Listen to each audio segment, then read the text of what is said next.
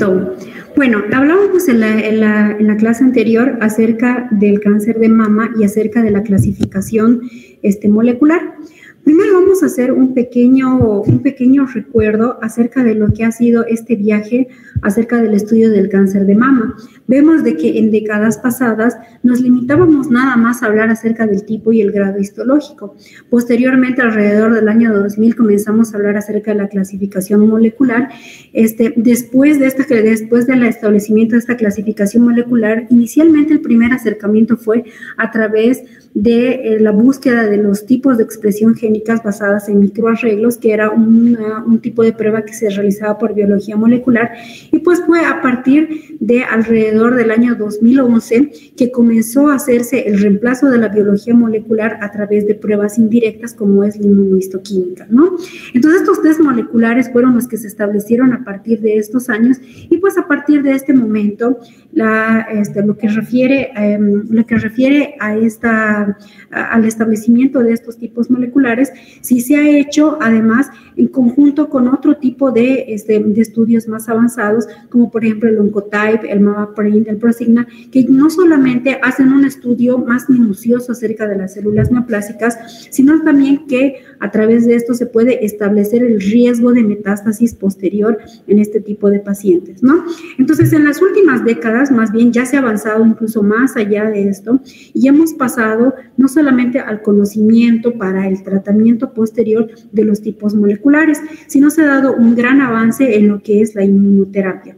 Entonces, yo les decía la semana pasada que últimamente se ha puesto muy de moda, y eso es de la última década, de hacer la evaluación del infiltrado linfoide peri e intratumoral, y pues es que esta interacción entre el infiltrado linfoide y las células neoplásicas, y a través de esta interacción entre los ligandos de muerte celular, que son el PD1 y el PDL1, son los que han dado lugar a lo que actualmente es la inmunoterapia, con lo que es los blancos moleculares. De seguro esto van a profundizar un poco más a detalle sus profesores de oncología clínica, sí, pero si ustedes se dan cuenta, básicamente en cuanto a patología, el estudio de la biología molecular y la inmunohistoquímica son cruciales en el estudio del cáncer de mama, no solamente para el diagnóstico, el pronóstico, sino también para el tratamiento, ¿no? Entonces, ¿cómo es que se realiza esta clasificación molecular? La clasificación molecular va a estar basada en los tipos de células. O sea, primero, para comprender la clasificación molecular, nosotros tenemos que comprender cómo es la estructura de un conducto normal.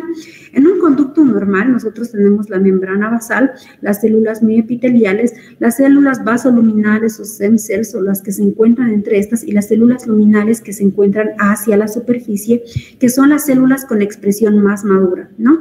Entonces, en este esquema nosotros podemos ver cómo las células progenitoras se van a ir diferenciando en los diferentes tipos entre mioepiteliales y células luminales, que son las que componen los conductos de la mama, ¿no? Entonces, cuando nosotros entendemos este gradiente de maduración de las células, vamos a decir que aquellas células que se parecen a las células progenitoras, es decir, que son células inmaduras, van a ser células de tipo basal, ¿sí? Aquellas células que se encuentran hacia la luz van a ser células de tipo luminal, y aquellas células que se encuentran intermedias son estos progenitores tardíos, ¿sí? Los que pueden llegar a presentar estas mutaciones a nivel de este factor de crecimiento epidérmico, ¿sí? Que es el HER2, que es precisamente parte de esta familia, ¿no? Entonces, basado en esta explicación de cómo las células van madurando desde células más inmaduras, es que vamos a tener los diferentes tipos de tumores, aquellos que van a ser de tipo luminales, es decir, aquellos que van a ser mejor diferenciados y que se van a parecer a las células epiteliales más maduras y de superficie, aquellos intermedios que van a tener una apariencia similar a las progenitoras, y aquellas células que van a ser similares a las células progenitoras, e inclusive en algunas clasificaciones se incluyen las que son bajas en claudinas, sí, que son aquellas que efectivamente son muy parecidas a las células basales, ¿no? Entonces, básicamente a esto es a lo que se refiere la clasificación molecular. Y pues aquellas células que sean mejores diferenciadas van a ser células con la capacidad de producir hormonas, es decir, hormonas más bien de presentar receptores de hormonas, por ejemplo, receptores de hormonas, receptores de progestágenos y receptores de estrógenos. Y aquellas que sean más inmaduras, pues son aquellas que van a acumular muchas mutaciones y en específico algunas mutaciones que van a ser de especial interés, ¿no? Entonces, ¿para qué se realiza esta clasificación del cáncer de mama? Pues se realiza para obtener el diagnóstico naturalmente, para saber el pronóstico y la predicción de cómo es que estas células neoplásicas se van a comportar. La clasificación molecular va a dividir a los tumores en tumores luminales A y B, los tumores HER2 enriquecidos, es decir, aquellos que tienen mutaciones en la familia de los receptores de factores de crecimiento epidérmico, y aquellos sí que sean tan inmaduros que pues no expresen ninguna de estas moléculas y pues se les denomina triple negativos. Y vemos cómo en estas curvas lesiones que son luminales van a tener mayor supervivencia que aquellas que son de tipo basales o de tipo triple negativo. Aquí vemos cómo son las tasas de el tiempo, de metástasis a distancia que ocurre. Fíjense cómo en el tiempo es mucho más tardado, digamos, de que ocurra metástasis en aquellos tumores que son de tipo luminales, ¿no? Entonces, ¿cómo se realiza esta clasificación molecular? Fíjense que nosotros hablamos de una clasificación molecular y sin embargo no hacemos estudios de biología molecular a todos los tumores de mama. Sin embargo, hacemos estudios de inmunohistoquímica. Los estudios de inmunohistoquímica son un método indirecto a través del cual nosotros vamos a poder estudiar la expresión final de estas alteraciones moleculares, ¿sí? Entonces, ¿qué es la inmunohistoquímica? Pues esto es un recuerdo muy básico, ¿sí? En el cual nosotros podemos ver que la inmunohistoquímica básicamente es la producción de un anticuerpo exógeno, sintético, ya sea producido por ratones, conejos, etcétera, ¿sí? Con la finalidad de que se una con un antígeno que se encuentra dentro de la célula. Este antígeno puede ser a nivel del núcleo, de la membrana, del citoplasma o inclusive puede estar por fuera de la célula. Y pues lo que básicamente hacemos es tirarle un cromógeno, que en este caso es café, y vamos a observar si es que algo se expresa o no se expresa, ¿sí? Entonces, la aplicación de la inmunohistoquímica pues tiene diferentes usos. Uno de ellos es la clasificación para la biología molecular y naturalmente, y en este contexto, es el uso de los blancos terapéuticos, ya que encontrar que se expresen ciertos receptores sí, va a hacer de que estas células sean susceptibles a que podamos utilizar bloqueantes de estos receptores, ¿no? Aparte, estos también nos van a proveer factores pronósticos y predictivos, nos van a ayudar a clasificar a las neoplasias, sobre todo cuando estas no son muy bien diferenciadas y pues naturalmente también cuando estas se pueden encontrar en algunas metástasis, ¿no? Entonces, volviendo a cómo se realiza la clasificación molecular del cáncer de mama, pues tenemos que hacer primeramente la evaluación de todas estas. Nosotros sabemos que esta clasificación está basada en la expresión de receptores de estrógeno, de receptores de progesterona, de HER2 y también de algo muy importante que es el índice de proliferación celular, ¿no? Entonces, ¿cómo se evalúan los receptores de estrógeno y progesterona? Pues básicamente lo que nosotros hacemos es darle un porcentaje de positividad y también un nivel de intensidad. Vemos de que es muy importante dar el porcentaje porque, por ejemplo, en aquellos tumores en los cuales existe muy baja expresión de progesterona, estos pueden llegar a interpretarse como negativos. Fíjense cómo nosotros utilizamos estas tablitas para ver el porcentaje de positividad de las células neoplásicas y también la proporción en intensidad de cada una de las células neoplásicas. Y básicamente lo que hacemos es un cruce en la información entre el porcentaje y la intensidad de expresión y se han utilizado diversos sistemas para que esto se pueda realizar en un reporte. En este caso, por ejemplo, les estoy mostrando el H-score, pero también se puede utilizar otro sistema como por ejemplo el ORR. Ahora, el índice de proliferación celular o Ki-67, que de seguro ustedes han escuchado ya en alguna otra plática de anatomía patológica, básicamente el índice de proliferación celular lo único que hace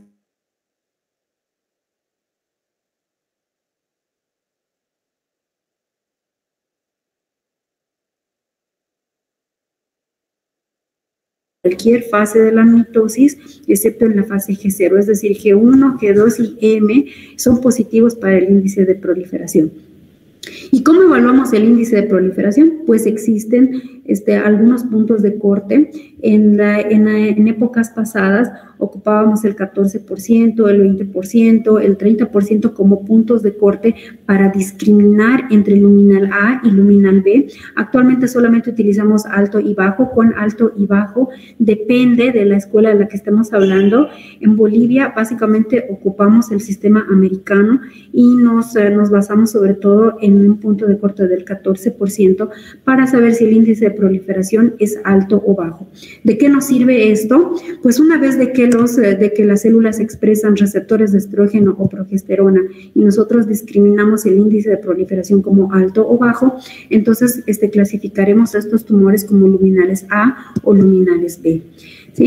Entonces, no se recomienda un punto específico de corte para hablar de luminal A versus luminal B. Vemos, por ejemplo, en esta microfotografía con esta inmunomarcación por índice de proliferación celular Ki67, en el cual vemos algo que se denomina variabilidad o heterogeneidad tumoral. Vean que si yo pincharía aquí y vería nada más estas células, podría decir índice de proliferación bajo. Si pincharía acá, podría decir índice de proliferación intermedio, y si pincharía por acá, diría índice de proliferación alto.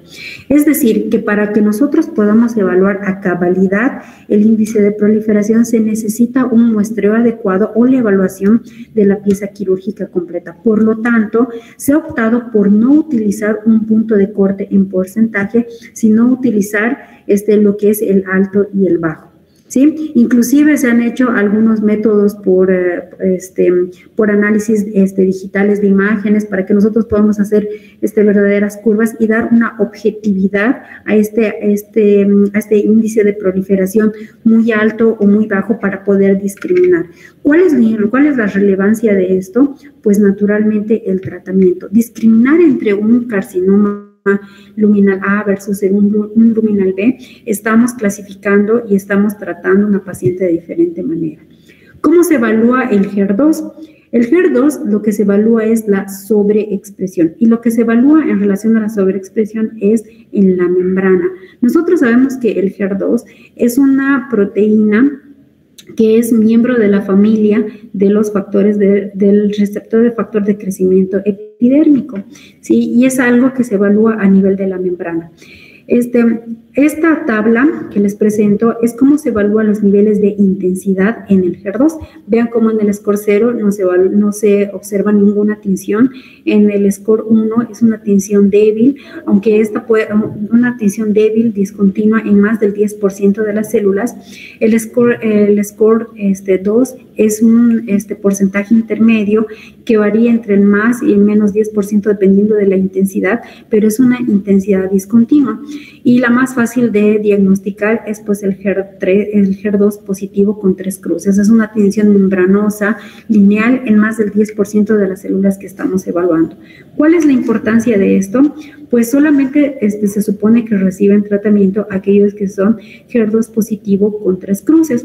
Aquellos que son HER2 positivos con 2 cruces nada más se denominan indeterminados y pasan a un estudio adicional que es con biología molecular, que se denomina hibridación in situ. En este caso estamos observando microfotografías de una hibridación in situ por fluorescencia, en la cual estamos observando cómo es que las ondas expresan una mayor cantidad de HER2 en relación al número de copias, es decir, existe una proporción inadecuada en el número de copias por receptor. ¿Sí? Entonces, básicamente lo que se hace es acoplar esta sobreexpresión en estas tablas para que nosotros podamos interpretar la verdadera sobreexpresión o la verdadera amplificación del HER2. ¿Sí? Sin embargo, esto que yo les comento, ¿sí? Esta guía es del año 2020. Vean cómo para el año 2023, sí, esta de acá esto es algo que que ha salido este año, ¿sí? Y vean cómo realmente la medicina cambia, realmente la medicina avanza, y vean cómo, por ejemplo, ahora en la interpretación en cuanto al HER2, esto es lo último que se está atendiendo. Fíjense cómo en relación al puntaje, incluso aquellos que sean débiles o con inmunoexpresiones menores o que correspondan a este tipo de expresión o inclusive a HER2 indeterminado, son diagnosticados como HER2 bajo, HER2 ultra bajo, y esto es importante porque aquellos que sean diagnosticados como HER2 bajo o ultra bajo todavía son susceptibles al tratamiento con el blanco molecular, algo que no era posible con esto de acá. Antes solamente aquellos que eran con un score 3 positivo eran los que recibían tratamiento. Y fíjense cómo en la actualidad más bien a lo que se tiende es a que con puntajes inclusive menores se está empezando a dar el tratamiento, ¿no? Entonces, como ustedes ven, ninguna clasificación es estática, ninguna de estas es no cambiable, ¿no? Entonces, algunas características de los tumores luminal A va a ser aquellos que expresen, van a ser estos tumores que expresen receptores de estrógeno, receptores de progesterona, característicamente son HER2 negativo, y ven como el índice de proliferación celular es bajito, usualmente es menos del 14%. Este tipo de tumores se dan en mujeres mayores, aproximadamente entre la quinta, sexta década de la vida, y pues como íbamos hablando la semana pasada, la clase pasada, decíamos de que este tipo de tumores podían tener alteraciones, sobre todo en la vía del inositol trifosfato, que es la que la caracteriza más del 70%. ¿Cómo es la supervivencia? Usualmente es buena a intermedia, en muy pocos casos es pobre. Sí, usualmente histológicamente corresponden a grados de tumor bajito, entre 1 y 2. Los luminal B, si bien también tienen mutaciones del inositol trifosfato, también tienen en mayor cuantía mutaciones de P53 y habitualmente están relacionados con mutaciones de BRCA, sobre todo BRCA2. Estos expresan tanto receptores de estrógeno como progesterona, pero fíjense cómo los receptores de progesterona son bajitos en este caso y característicamente el índice de proliferación celular es alto. Los luminal B, a su vez, se van a dividir en aquellos que no expresan HER2 y aquellos que sí lo expresan, y se van a diagnosticar de esa manera: luminal B, HER2 enriquecido o HER2 negativo. ¿Cómo es la supervivencia? Es intermedia a pobre, y vean cómo varía entre los luminal A. Usualmente, este tipo de lesiones, índice de proliferación celular es elevado, por lo tanto son susceptibles a otras terapias.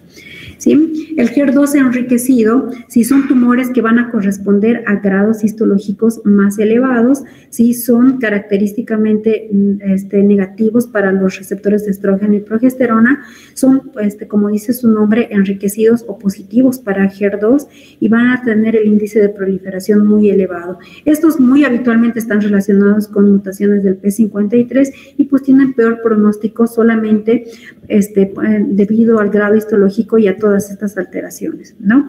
Ahora, en cuanto a los triple negativos, estos son tumores que no van a expresar ninguno de los otros receptores, pero van a tener índices de proliferación elevados.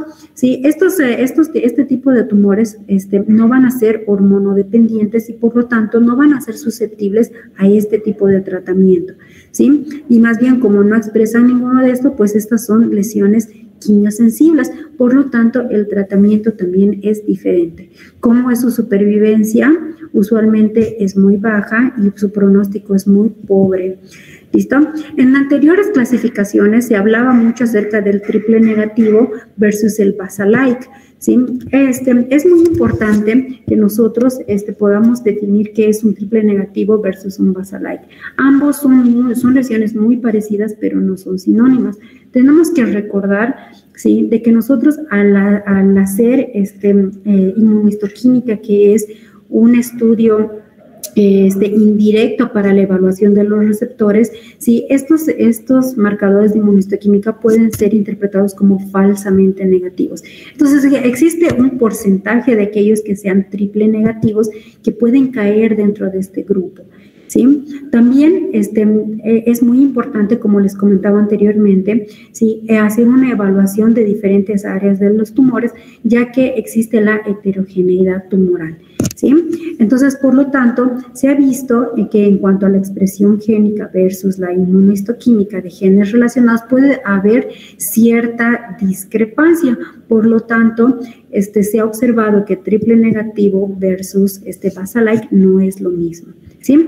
Entonces, un triple negativo de tipo basal, como les decía en un inicio de la clase, es un tipo de tumor, ¿sí? De que no expresa ninguno de estos marcadores, ¿sí? Ya que es una célula más bien que se parece a algo inmaduro de tipo progenitor, es decir, de tipo basal, ¿sí? Usualmente son grados histológicos elevados, ¿sí? Tienen una alta tasa de metástasis, usualmente tienen una arquitectura sólida, es decir, no forman túbulos, es decir, no se diferencian hacia lo que sería una mama normal, ¿sí? Usualmente son de bordes empujantes y habitualmente estos están relacionados con abundante infiltrado linfoide, como por ejemplo en el tipo de carcinomas medulares, ¿sí? En cambio, hay que contrastarlo con este otro, que son los triple negativos de tipo bajos en claudina. Estos otros, si bien tienen una baja expresión de genes implicados en la unión y adhesión celular, sí, como todas estas de acá, tienen una alta expresión de linfocitos y además de células endoteliales. El pronóstico de este tipo de lesiones es similar a la anterior que les decía, sí, pero un poco mejor a esas. Es decir, se parecen un poco más a las de tipo luminales. Ok, ahora cuando avanzamos un poco más en la medicina, y esto es algo que ya no menciona en su libro, pero pues vale la pena que yo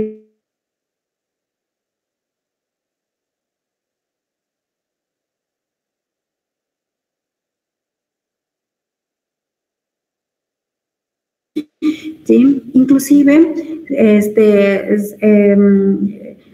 inicialmente nosotros veíamos si es que había que evaluar el infiltrado linfoide dentro de las células tumorales, si es que había que evaluarlo alrededor de las células tumorales, ¿sí? Y más bien lo que se ha observado es que no importa la localización de la evaluación, sino que este infiltrado sea de tipo CD8 y CD3, es decir, que sea de tipo citotóxico. Sí, esto es observado de que probablemente tenga un impacto en el pronóstico, en la supervivencia y probablemente también en el periodo libre, en periodos más abundantes libres de enfermedad. ¿Sí? Entonces, en relación a los anticuerpos PD1 y PDL1, nosotros sabemos de que estos son ligandos de muerte celular, es decir, que eso tienen que ver en la interacción entre las células linfoides y las células neoplásicas, ¿sí? Entonces, esta interacción entre las células linfoides y neoplásicas van a predecir cómo es que nuestro cuerpo está reaccionando contra las células neoplásicas, ¿sí? Y es que la interacción de estos ligandos es un regulador a la baja de la respuesta inmune. Es decir, que mientras más nosotros lo encontremos, vamos a ver de que existe una regulación, ¿cómo se dice? Una respuesta menor de nuestro sistema inmune contra las células tumorales. Por lo tanto, si se ha visto de que el hecho de bloquear esta vía, se ha encontrado de que este bloqueo va a ser un blanco molecular en el tratamiento de cáncer de mama, ¿sí? Por mucho tiempo se ha estado discutiendo qué tipo de anticuerpos y cómo es que se evalúa, ¿sí? esta respuesta del PD1 y el PDL1. Existen diferentes clonas, diferentes anticuerpos y diferentes maneras de poder evaluar, ¿sí? Esto dentro de las células neoplásicas, ¿sí? Se ha visto de que existen algunas clonas, como por ejemplo esta que nos ofrece Roche, ¿sí? En la cual lo que se hace es evaluar las células neoplásicas si es que estas expresan estos ligandos de muerte celular, ¿sí? Otras clonas en las cuales se evalúan no solamente las células neoplásicas, sino también el infiltrado linfoide. Y pues básicamente lo que se hace es que si se encuentra en un promedio de más del 10%, o igual del 10% o más o igual del 50%, ¿sí? Es que se va a poder utilizar el tratamiento blanco molecular, ¿sí? Con medicamentos como por ejemplo el pembrolizumab o la atezolizumab, ¿sí? Entonces, hacia esto es a la inmunoterapia es a lo que está apuntando la medicina actualmente. Ok, entonces luego de que nosotros realizamos el tratamiento, ya sea con bloqueadores hormonales, con quimioterapia, con inmunoterapia, otras cosas que también se evalúan desde el punto de vista patológico es la respuesta al tratamiento. La respuesta al tratamiento es algo también muy importante. Esta es la superficie de corte macroscópica de una mama posadyuvancia. Y vean cómo realmente ya no se identifica tumor.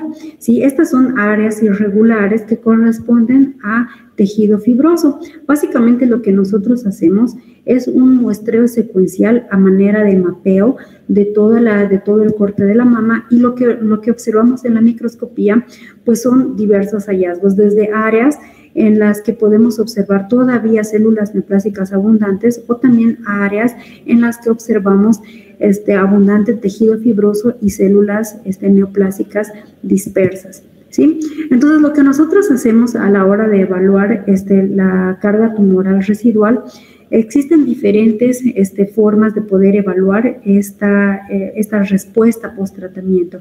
Una de ellas es esta que se ocupa mucho en nuestro medio, que es el calculador de la carga tumoral residual. Esto es una propuesta hecha por el Centro de Cáncer del MD Anderson en Estados Unidos, en el cual básicamente nosotros evaluamos el lecho tumoral y también el porcentaje de células positivas, el componente in situ residual y el número de ganglios linfáticos positivos.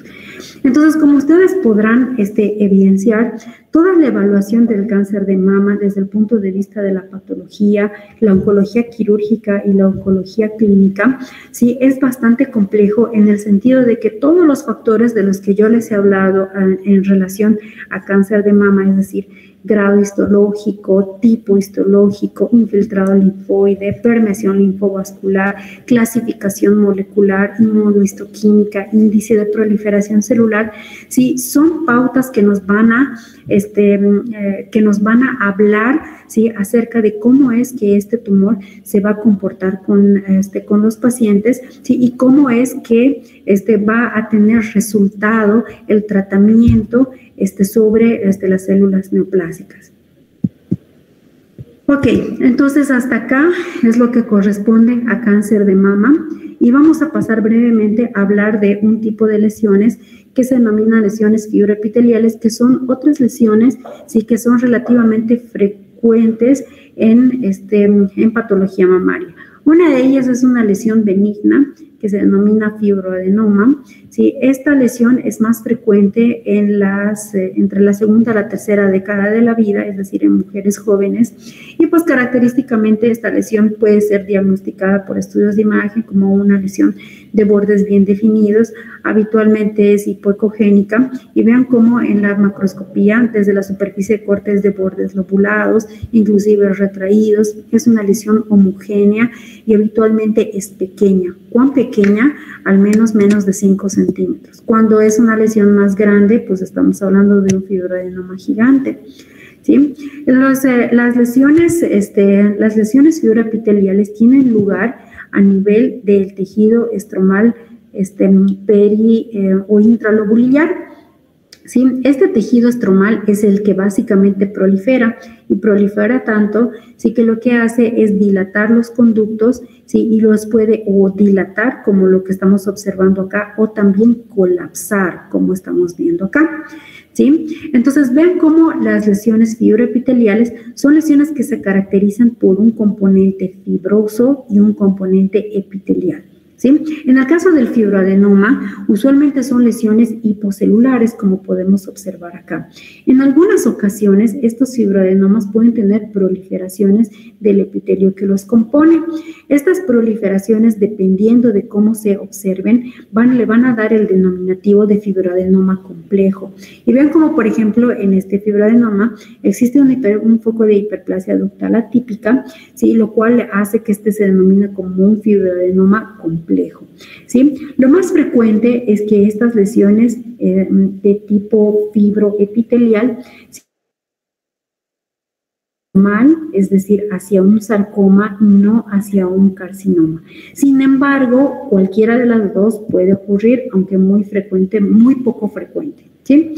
Las lesiones fibroepiteliales de tipo tumor filodes se van a contrastar con las anteriores, o sea, se parecen porque ambas son también, esta también es del estroma, del estroma interlobular, ¿sí? Y se diferencian porque estas son habitualmente lesiones un poco más grandes, más de 5 centímetros. ¿Sí? Y estas lesiones impresionan desde los estudios de imagen. Son lesiones que incluso desde los estudios de imagen pueden llegar a presentar zonas de apariencia vacía o inclusive zonas de apariencia quística que correlacionan con los espacios a manera de grietas que presentan en la macroscopía. Entonces, vean cómo en la superficie de corte de esta lesión, ¿sí? Esta es una lesión de bordes bien definidos. Usualmente es una lesión no encapsulada, pero de bordes bien definidos o de bordes empujantes. Vean cómo, a diferencia del carcinoma que infiltraba el tejido subyacente, en este caso el tumor empuja el parénquima mamario residual, y vean cómo conforma estas estructuras a manera de grietas entre estas lobulaciones, y estas estructuras a manera de grietas corresponden a estas estructuras foliáceas que son características en la microscopía, ¿sí? Vean que, a diferencia de los fibroadenomas, ¿sí? Los tumores filodes básicamente es como si el estroma creciera tanto que empuja el componente epitelial, ¿sí? Es habitual que en los tumores filodes exista una hipercelularidad en relación a los fibroadenomas. Habitualmente podemos encontrar también figuras de mitosis, como por ejemplo esta que estamos observando acá, ¿sí? Usualmente tienen una zona de cambio que se encuentra por debajo del epitelio, ¿sí? Y que es la zona en la que más frecuentemente observamos proliferación celular. Los tumores filodes, como dice su nombre, es una lesión que no se describe en sí como benigna o como maligna, sino es un continuo de lesiones que varía entre lesiones benignas, limítrofes o malignas.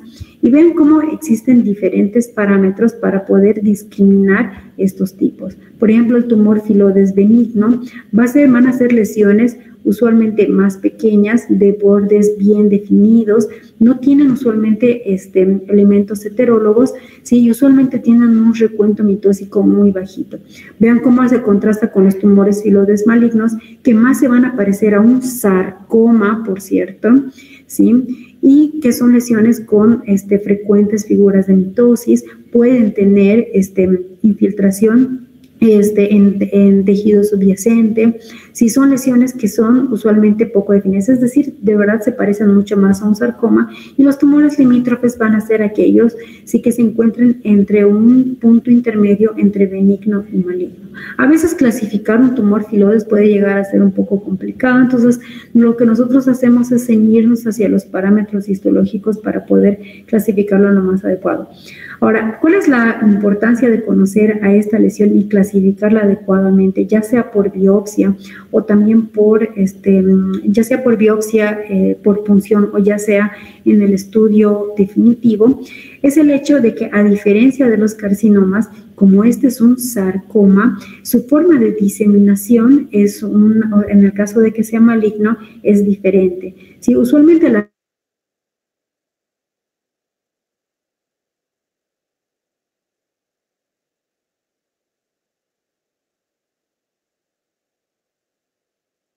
es maligno, va a ser más frecuente que haga una metástasis en órganos que en ganglios linfáticos. Por lo tanto, el manejo va a ser diferente.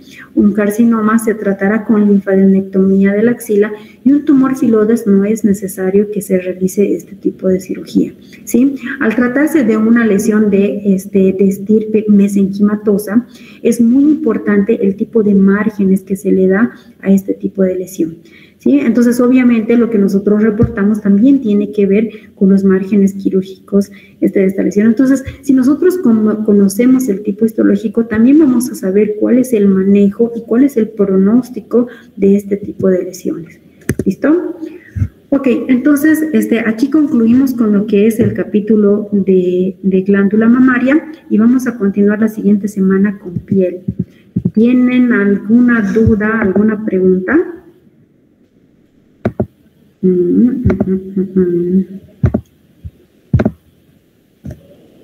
¿No? Bueno, nos vemos la siguiente semana entonces. Hasta luego. Hasta luego, doctora. Muchas gracias.